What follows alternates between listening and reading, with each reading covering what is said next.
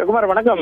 நிச்சயமாக திருநெல்வேலியில் 62 கோடி ரூபாய் செலவில் அமைக்கப்பட்டுள்ள பழங்கால தமிழர்களின் தொன்மை நாகரிகத்தை வெளிப்படுத்தும் விதமான பல்வேறு அறிவியல் பூர்வமான ஆராய்ச்சிகளின் அடிப்படையில் ஏற்படுத்தப்பட்டுள்ள பொருணை அருங்காட்சியகத்தை தமிழக முதல்வர் மு.க.ஸ்டாலின் நாளை மாலை 7 மணிக்கு மின்னொளியில் மின்னும் வகையில் அமைக்கப்பட்டுள்ள பொருணை அருங்காட்சியகத்தை பொதுமக்களுக்காக அர்ப்பணிக்கிறார்.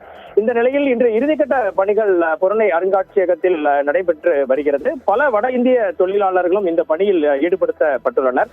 இந்த நிலையில் அங்கே அமைக்கப்பட்டுள்ள ஒரு பூங்காவில் வடிவமைக்கப்பட்டுள்ள ஒரு பாறையில் ராம் என்று குறிக்கும் வகையில் ஹிந்தி எழுத்துக்கள் பொறிக்கப்பட்டது மிகப்பெரிய சர்ச்சையினை இன்று காலை ஏற்படுத்தியது.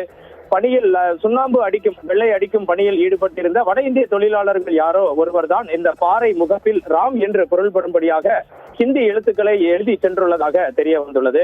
தகவல் அறிந்ததும் விழாவின் ஏற்பாட்டாளர்களும் வருவாய் துறையினரும் விரைந்து சென்று அப்பகுதியை ஆய்வு செய்தனர். காவல்துறையினரும் அப்பகுதியை ஆய்வு செய்தனர். தொடர்ந்து தொல்லியல் துறையின் துணை இயக்குனர் மற்றும் அதிகாரிகள், உள்ளூர் அதிகாரிகள் அனைவரும் பார்வையிட்ட பிறகு உடனடியாக அந்த எழுத்துக்கள் தற்போது அளிக்கப்பட்டுள்ளது.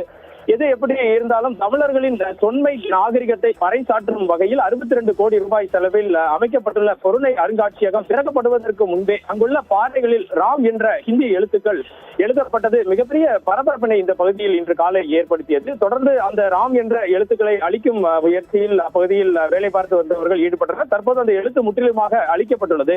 இதுபோன்று எழுதியது யார் என்பது குறித்த விரிவான விசாரணையும் தற்போது காவல்துறையால் மேற்கொள்ளப்பட்டு வருகிறது. இந்த சம்பவம் திருநெல்வேலி முழுவதும் இன்று காலை பரபரப்பை ஏற்படுத்தியுள்ளது என்றே குறிப்பிட வேண்டும்.